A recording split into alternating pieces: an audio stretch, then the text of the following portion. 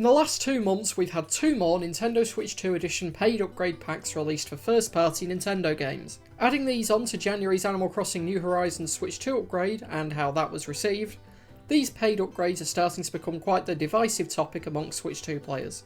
So today, I'll quickly go through the different types of Switch 2 upgrades, the different pricing, and how each game has been upgraded, and how well those upgrades have been received by players, to see just how well Nintendo are handling Switch 2 enhancements, and if they're worth the price.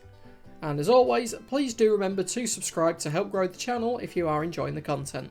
So, going back to last April and the Switch 2 Direct, where Nintendo first announced Nintendo Switch 2 editions and upgrade packs, starting at launch in June with the 2 big open world Zelda games getting enhanced with better performance, higher resolution, and some small new gameplay additions via the Nintendo Switch app. This would come at a low-ish price of £7.99 for each game, or you could get them included with the Nintendo Switch Online Plus Expansion Pack subscription. At the time, this wasn't best received, but it also wasn't a disaster. People were definitely annoyed at the idea of paying to update their older games for Switch 2, especially when PS4 games often got free enhancements in areas like resolution and frame rate when played on a PS5. The disappointment with paid upgrades sort of flew under the radar for the most part though, because if people were going to complain about any price with Switch 2's launch, it was the price for Mario Kart World.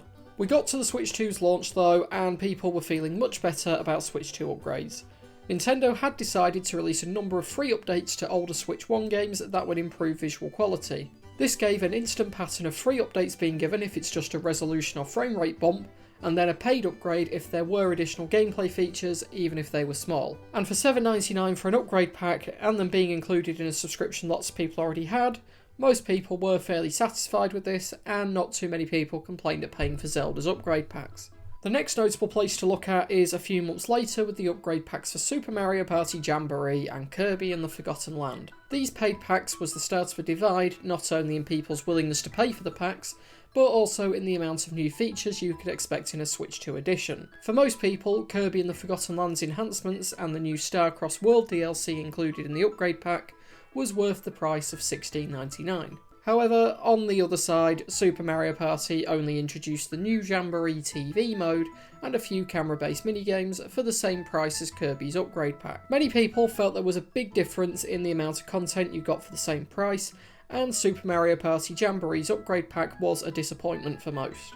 Now, there are third-party games with upgrade packs, but we are going to keep just with Nintendo's own games for the purposes of this video. The next 2 Nintendo games to have upgrade packs were Metroid Prime 4 and Pokemon Legends ZA. These games were different as both the Switch 1 game and the Switch 2 upgrade released on the same day as a cross-generation release. This instantly made the games more expensive for Switch 2 players. The pricing was reverted back to the Zelda prices at $7.99 each, and this didn't seem to bother most people, as while neither game particularly advertised exclusive Switch 2 content, they did have good enough enhancements on the newer system. In fact, the biggest issue with these 2 games is that people found the Switch 2 edition's box art to look worse. The bigger issues with the upgrade packs has come with the 3 most recent releases: Animal Crossing New Horizons, Xenoblade Chronicles X Definitive Edition, and Super Mario Bros. Wonder all received paid upgrade packs that have left fans disappointed. Starting with Animal Crossing, the big new features released on that day came in the form of a free update that Switch 1 players also received. The Switch 2 paid upgrade, by comparison, added a short list of features, didn't increase frame rates, and barely touched visuals by only adding an anti-aliasing solution instead of a full resolution bump. Now, to be fair, this upgrade pack was the cheapest yet at only £4.19. But no one really knew what it was they were paying for exactly, and it led many people to choose not to bother, but no one really complained as such. That's where Xenoblade Chronicles X Definitive Edition Nintendo Switch 2 Edition comes in, and yes, the complaints did start with the name, but very quickly moved on to the small list of enhancements. This had the shortest list yet, being just enhanced resolutions in dock mode and improved frame rates up to 60 FPS.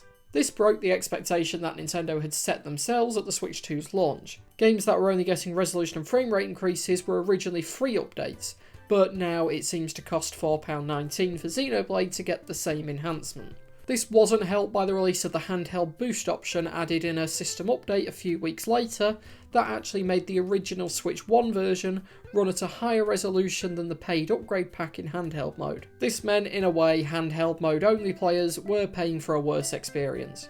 And that brings us up to last week's release of Super Mario Bros. Wonder Nintendo Switch 2 Edition plus Meet Up in Bella Bell Park.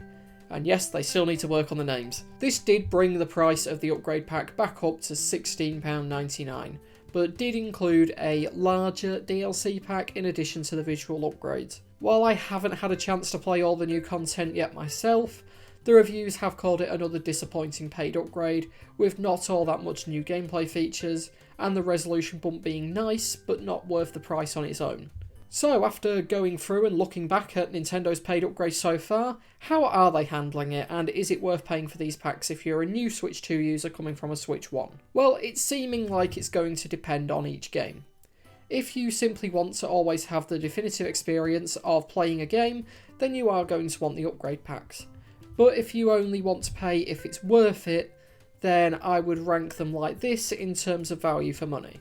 I think we also know now that games that are going to include some kind of DLC alongside the upgrade pack, like in the case of Kirby and the Forgotten Land and Super Mario Bros. Wonder, they are going to be the more expensive upgrades, and it's going to depend on whether you want those gameplay features, on whether you're going to pay for it. You're then sort of going to have a cheaper price, but not the cheapest, for games that do get significant resolution and performance enhancements and some minor gameplay features on the Nintendo Switch 2.